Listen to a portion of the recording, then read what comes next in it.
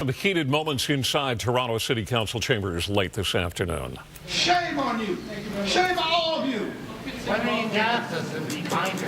Your people are dying on the streets and you can't even ask for the armies. Shame on you! We will be here. Shame! We will come back. Activists were angry after council voted down a motion to submit a proposal to the Department of National Defence to use the armories at Fort York and Moss Park as temporary shelters for Toronto's homeless.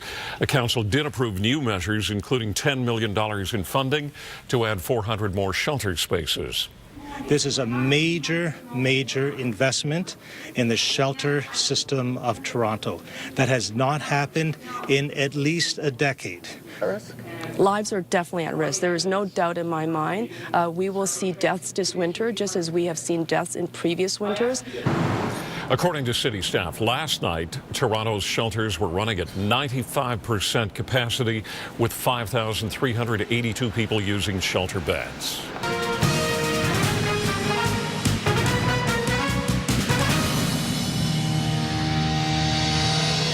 Well, some other news now. Emotions ran high at City Hall as councilors voted to approve the mayor's request for 400 shelter beds instead of a motion by Councillor Kristen Wong-Tam to open up federal armories for the homeless.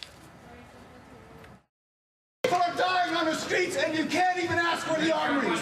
Shame on you! We will be here. Shame! We will come back. Joe, the next time someone does, when they die, we'll be here. Shame on you and shame on you again. Where's your phone, Tori? Give me your phone. I'll phone. If you don't have the guts to ask, I'll phone. Give me your phone now. You can't do it, can you? Coward. Okay, CB24's Travis Damraj is at City Hall. And Travis, explain to us what happened here, why these people are so upset.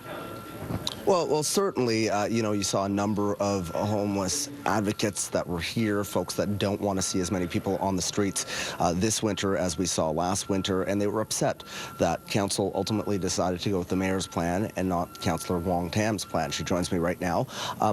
What were the biggest differences between your plan and the mayor's? My plan would have it's actually not just my plan, it's a plan that was crafted with the community members, with the people who actually are working in the front lines of shelters. They said that they needed immediate relief. We need to bring in new beds right online as soon as possible, which is why they were pushing so hard to have the armory open. And of course that motion did not prevail. The other thing that was very important is that there was an establishment today by way of staff answering questions of how many real beds do you have, how many are hotel beds, and they have said they have over 1,300 contracts with hotel, motel rooms. So the other portion of my motion that did fail was that I was hoping to introduce 1,000 new shelter beds to help relieve the system. I know on the armory point, the mayor has said that if the research and the folks that his people talked to indicated that the armories would be the best solution, that he would have no problem picking up the phone. Obviously, that did not happen. So what do you say to the mayor saying that was not what his folks told him? Well, interestingly enough, Adam Vaughan picked up the phone and he said, like, if you folks want the armory, if the city council wants the armory, all you have to do is ask, and you have to submit a formal request. So therefore, council would have to make the request, and you can submit a proposal where the federal government was willing to sit down and talk to us. That was really clear made to me, and they gave us an official position from the Minister of National Defence, and they said in that position was that if you need personnel, if you need a special equipment, the federal government was willing to come to the table to either supplement as well as enhance what the local authorities were doing. Okay. Councillor, appreciate your time on this. I know you got to get back down to council floor. So we did ask the mayor's folks if he would be able to comment on this. We're told that he is not going to. We'll see if we can talk to Councillor Mihevik coming up at 5:30. It's back to you for now, Steph. Right. Okay. Thanks, Travis. An emotional outburst in council chambers today following a vote on shelter spaces for the city's homeless. CB24's Travis Damraj is at City Hall. He joins us live, where there's been a lot of action and some upset people today, Travis. Yes, certainly there were some upset people in council chambers when this vote came down. Kristen Wong-Tam wanted to see 1,000 additional beds, and also the armories opened at Moss Park for some of the homeless right now. She said she doesn't want to see a situation which happened last year with some shelters being near or at capacity. Let me just play you a little bit of the reaction when council voted on this motion. People streets and you can't even ask for the armories. Shame on you. He will be here. Shame. He will come back. Joe, the next time someone does, when they die, we'll be here. Shame on you and shame on you again. Where's your phone, Tori? Give me your phone. I'll phone. If you don't have the guts to ask, I'll phone. Give me your phone now. You can't do it, can you? Coward.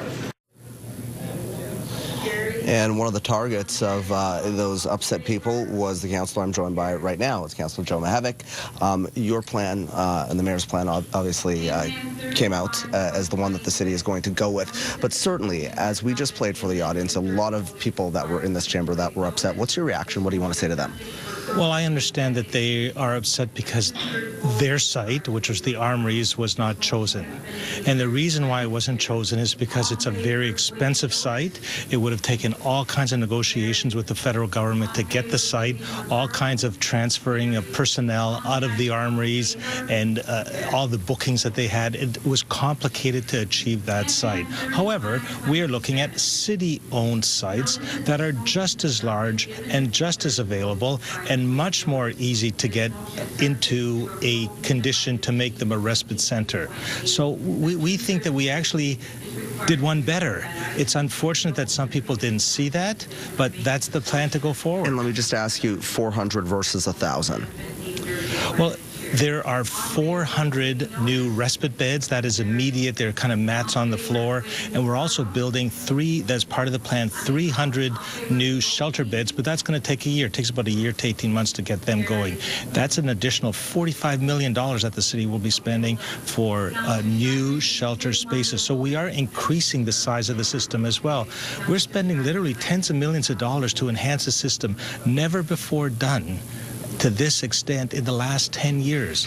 So I think what we have before us is something, frankly, to be applauded and celebrated. We've worked very hard with a whole bunch of stakeholders to get to where we are, and we think it's a good plan. It's unfortunate that everyone didn't see it, but I think over time we will be shown to really have made an advance on dealing with the shelter and homelessness crisis in Toronto. Okay, Councillor, appreciate your time. He's got to get back down there because the votes are continuing here. Likely could be a long night, Council. Like it's going to go till about 8:30 or so tonight. We'll send it back to you for now, Steph. Okay, Travis, thank you. The debate over how to shelter the homeless this winter continued today at City Hall. Councillors were not convinced that opening the armories was the answer to overcrowding, despite frontline outreach workers protesting and demanding their opening. Let's go to Ali Chiasson now at City Hall. And Ali, we heard yesterday Mayor John Tory insisting his plan to open 400 spaces in existing shelters was better than opening up the armories, but it wasn't his idea that was passed. No, it wasn't. This was actually the brainchild of Councillor Joe Mihevc. So the armories will not be opening. In the past, these armories, as you well know, they're vast spaces and they're occupied by the Canadian Armed Forces. They have been used to house the homeless before. And activists have been begging the city to get cots in these armories as soon as possible for this winter. But today, the city voted on Councillor Joe Mihevc's idea here, his motion, and this is them working or adding to what they already have in place. This did not sit well with the activists who are in the stands today. Shame on you. Shame on all of you.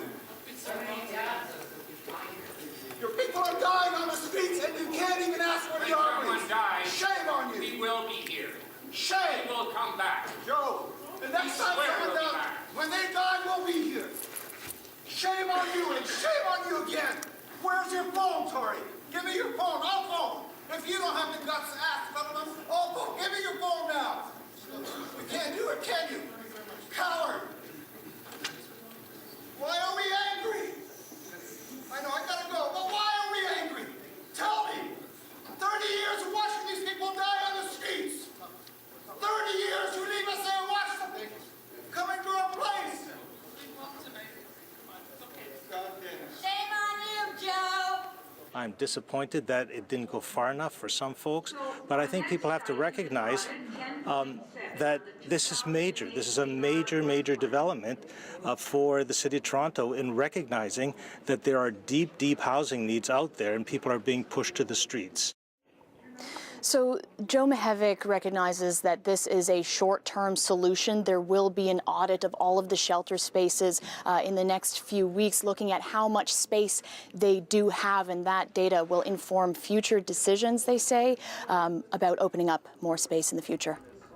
Ali, these are big decisions being made, and with today being the National Day of Remembrance of Action on Violence Against Women, people are paying special attention to what's being done for homeless women.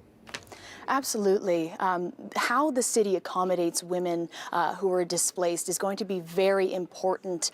Sometimes they have children with them, and as you can imagine, privacy isn't great in an overcrowded shelter. Today, we heard from a frontline worker a very real story about how women experience homelessness differently. Sometimes women are staying in coffee shops or 24-hour restaurants. We had a woman who came to us recently. She was beaten by her brother in the night and couldn't stay any longer. So she took her 6-month-old, spent the night and the next day in the Tim Hortons until she was able to connect with us.